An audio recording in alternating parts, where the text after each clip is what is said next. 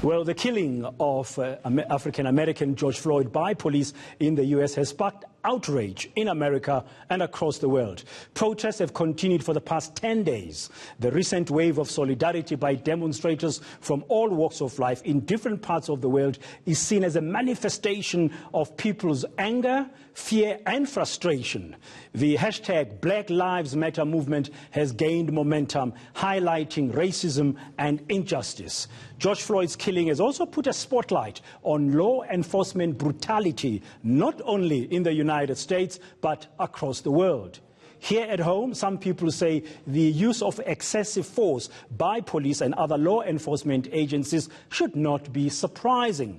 They point to the recent death of Alexandra Township resident Collins Khosa in his home after being attacked allegedly by SANDF soldiers during level 5 of the lockdown. An investigation is still underway.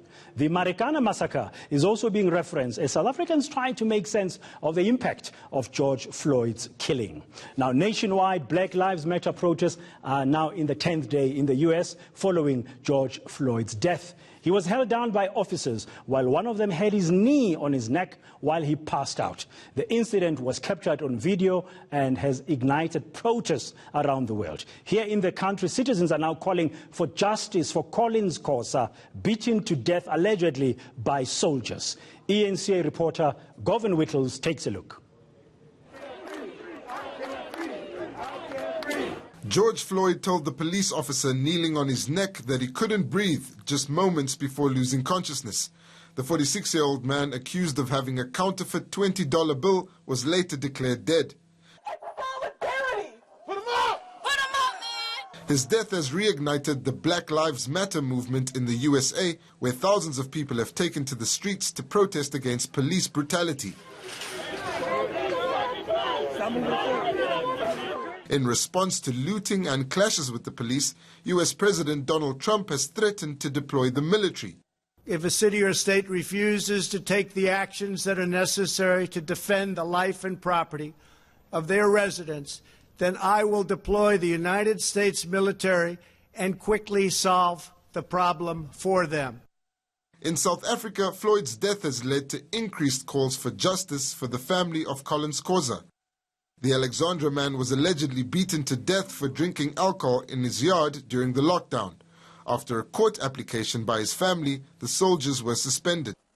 Since Collins is gone, he's not coming back. So we would also like to see them behind bars. But the soldiers have been cleared of any wrongdoing by an internal SANDF investigation. And this has raised further questions about how law enforcement will be held accountable. Govan Whittles, Johannesburg. Well, there's been some uncertainty about the status of the SANDF investigation. Defence Minister Nosiviwe Mapisa-Nqakula has told Parliament this week that the investigation is still ongoing.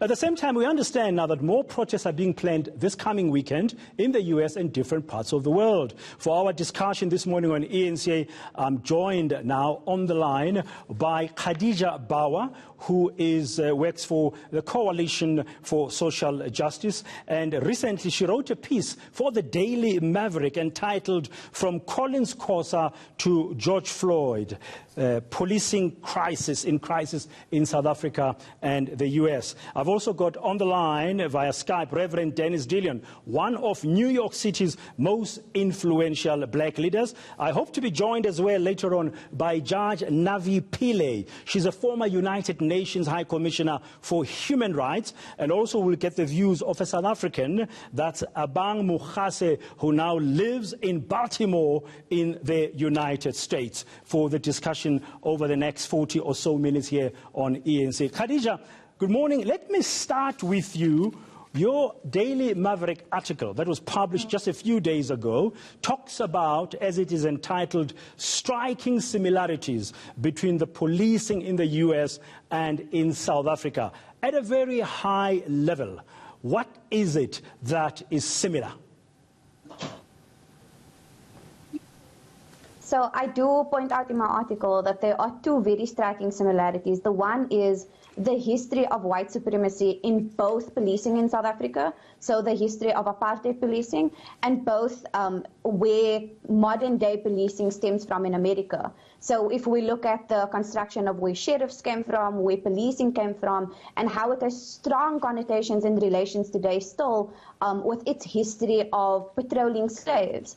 And then on a different similarity, there's a strong similarity of appeasing whiteness in both of these police services. In South Africa, we see a strong discrepancy between how black people are policed and how white people are policed, and this has been especially evident during the lockdown we've had since the end of March. Now, Reverend Dillion, let me bring you in now from New York. You heard what Khadija had to say. In America, though, from what we've seen since the killing of George Floyd and many other black people who've died at the hands of the police in different parts of the states, race seems to play a bigger role in addition to the brutality. Well, most definitely, and let me say good morning, and I'm in solidarity with all my brothers and sisters in South Africa in light of the COVID crisis and everything else. But the fact of the matter is that we're dealing with a historic race issue in these United States of America. Understanding that black folks are coming from a place of enslavement, and from enslavement there has been lynching, Jim Crow, and through all of it, there has been the problem of racial profiling. So I like the statement that actor Will Smith made a couple of weeks ago when he made the point that racism in America is not getting worse, it is getting filmed. And I think at the funeral memorial services for George Floyd, Al Sharpton made a powerful point when he talked about the fact that what we've seen with George Floyd is something that happened just about every day in these United States of America. And so there obviously have to be an agenda and a move to really fix the racial problem that we have in these United States. Okay, we're joined as well by Judge Navi Pillay, a former United Nations High Commissioner for Human Rights. Judge, a very good morning to you. I've just got the starting views from Khadija Bawa of the Coalition for Social Justice and very prominent New York-based activist Reverend Dillion on the line. Now, when I bring you on, just as we start this discussion, some people are arguing that what we are seeing is a result of the fact that in America and in South Africa, human rights have somehow taken the back burner. What would your overriding answer be to that, very briefly? Good morning to you, Don, and to the viewers. When you look at the people on the streets, that's a multiracial group, mainly young people protesting. They represent human rights. That's the call for human rights. It's so loud and clear that it's been picked up by many other societies. But what we need is more engagement by governments, because governments sit with the power. And I hope you come to it, but the Durban World Conference on Racism has come out with the best document on a plan of action. Unfortunately, it has not been acted upon in the United States. Here we have a plan of action. We have a plan. I do have a comment on Khadija's statement, but I'll wait. Yeah, okay, fine. We'll talk about that plan of action and why possibly will be the reasons for places like America and elsewhere not to implement it. But in our country, Judge Pillay, the Constitution enshrines in the Bill of Rights the respect for human rights. But if you look at the numbers in terms of people who've died in police custody, according to IPID, that supposedly independent supervising body, oversight body over the police actions, 201 people died in police custody in the 2017-2018 financial year, and we had more than 400 other deaths which have been directly linked to police action. Why is it that in the land of Nelson Mandela, people are still dying in police custody? Well, that's the question we ask. There should not be a single death So clearly there has to be a clear embedding in practice of human rights coming from the Constitution. It has to be in the training and in the mindset of law enforcement. I love the statement that President Ramaphosa made to the Defense Force when he engaged them to deal with the COVID-19 regulations. He said, the people are not your enemy, you are here to protect them. So that is speaking of human rights and the rule of law. Violations occur. This is why we have to be on the alert and we have to address them. I think the media is playing a particularly good role in exposing abuses of human rights wherever they occur in South Africa. Now, I want to bring you Khadija here, because in your article you allude to this. Is it possible to retrain our police because they have an oppressive past that you argue in your article is part of the system? Yeah, so I argue that there hasn't been, we've seen, and so my point of view especially comes from protesting in South Africa, right? So we have shined a spotlight on brutality during the lockdown, but police brutality has existed for decades before our current lockdown has taken place. So I do think that there is, effective mechanisms to retrain police, but I think one of the most important mechanisms that we are missing is internal accountability on the part of both the police, local law enforcement, and more recently, the South African National Defense Force. Now, Reverend Dillion, let me bring you here in New York. At yesterday's very emotive and moving memorial in Minneapolis for George Floyd, Reverend Al Sharpton pointed it out that the black man in America has been suffering this kind of discrimination and violence for over 400 years. And he's calling for a change to the justice criminal system.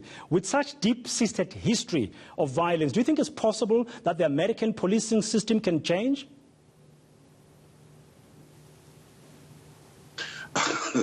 That's a loaded question, and as a man of faith, I have no option but to say yes. But I have to make it very clear that it's not an easy journey to reform. It's not an easy journey to change when we consider the depth of the problem. I think the whole the point that we have to deal with is the perception and the belief that the black man is suspect. And I think we have to understand that historic problem. The reality is when we go back through the journey of slavery, when the ships were coming from Africa, those police forces on the ship, security, whatever we choose to call them, they have to take the perception that the black man is suspect. There could be insurrection, so the black man is suspect. When they came to America, the so-called slaves, there is always the perception that the black man is suspect. And the reality is when you've got somebody and you're holding that person down, you have to take that posture and that perspective. Sadly, it continues to this very day. We cannot allow the black man to rise up, because if we do, he will overpower, he will overwhelm, and he will seek to free himself. So the reality and the freedom here, we're talking about social freedom, political freedom, economic freedom. We go back and look at even in South Africa, and as much as we have some level, as we're talking about it now, of political freedom, we're still struggling because we don't have economic freedom. So we have to always go back and look at what's driving this. Because again, if the black man rises up, he's going to free himself economically. So we're still struggling with economic apartheid in South Africa, as we're continuing as black people in America and across the world to struggle with economic apartheid in these United States of America as well. So that's a root problem that has to be fixed so that we can deal with economic equality across the board. And it seems like police violence has tended to have a class character, according to some commentators. And just to update our viewers, while you were speaking there, Reverend Dillion, on this issue, we are showing visuals there at the the bottom of the screen, of President Cyril Ramaphosa, who today, of course, is visiting the Western Cape, like he's been doing, going across the length of the breadth of the country recently to find out what they are doing in the fight to stop the spread of COVID-19. President Ramaphosa today spending his time in the Western Cape to meet the likes of the Premier, Alan Winde, and their teams. Now, let me bring the class character issue here that you are touching on, Reverend Dillion, and bring it home, because some people believe that in certain instances, like we've seen in this country during this recent lockdown, residents of poor areas like townships and rural areas were treated differently by the police than residents who live in suburbs or those who are the middle class. Khadija, you sort of make reference to this in your article, and that's the perception that in some cases law enforcement has a class tonality to it. Definitely. And in South Africa, class is strongly linked to racial discrimination and anti-blackness, right? So we saw in the last few months, we'd have, on the one side, you'd have protesters without masks going to protest on the beach to surf, or people violating the lockdown regulations to go and practice yoga on the beach. And with what kid gloves they are dealt with in comparison to people who, like Collins Khoza, was just in his backyard, breaking no regulations, violating none of the lockdown procedures, and he was treated with such brutality by state actors who are mandated to protect and serve. So there definitely is a large discrepancy on who is the victim of police brutality in South Africa, and this was the case long before the lockdown and continues to be perverse during the lockdown. Surely, Judge Navi Pillay, human rights ethos would indicate that it doesn't matter who you are in society. If you have a constitution like we do here in the country that said all are equal before the law, you can't have police choosing who and when and how much force to use against somebody simply because of their station in life. Most definitely. So our constitutional principles are not being translated in practice. It's the poor, the marginalized, and the ignorant who are most at risk here. This is why our Constitution speaks of prohibition against all kinds of discrimination, whether it's caste-based, poverty-based. I agree with Khadija that the poor are most vulnerable here in South Africa, and we have to focus on the protection of their rights, and one of the ways would be by education, so that people can assert their right to security, their right for respect of their dignity, their right for the rule of law to be respected. And as a corollary, the police have to investigate these incidences and bring the culprits within their law enforcement forces to book. We've seen in the United States, not a single perpetrator in the law enforcement sector who had committed brutality in the past has been prosecuted, not a single one. We are much better off in our country because we have mechanisms, we have a vigilant media, and there have been several prosecutions. But I agree, not enough. The law has to be applied equally for the protection of everyone. I guess the numbers speak for themselves there, and we can explore this a little bit later when we continue our discussion. Who should be accountable? How do we hold our law enforcement agents to account? I mean, only a small fraction of convictions we've seen here in the country of police, when over 3,500 cases were reported of assault and torture by the police in the 2017-2018 financial year, according to the oversight body itself. So we'll explore this when we continue our discussion shortly here on ENCA. Stay with us.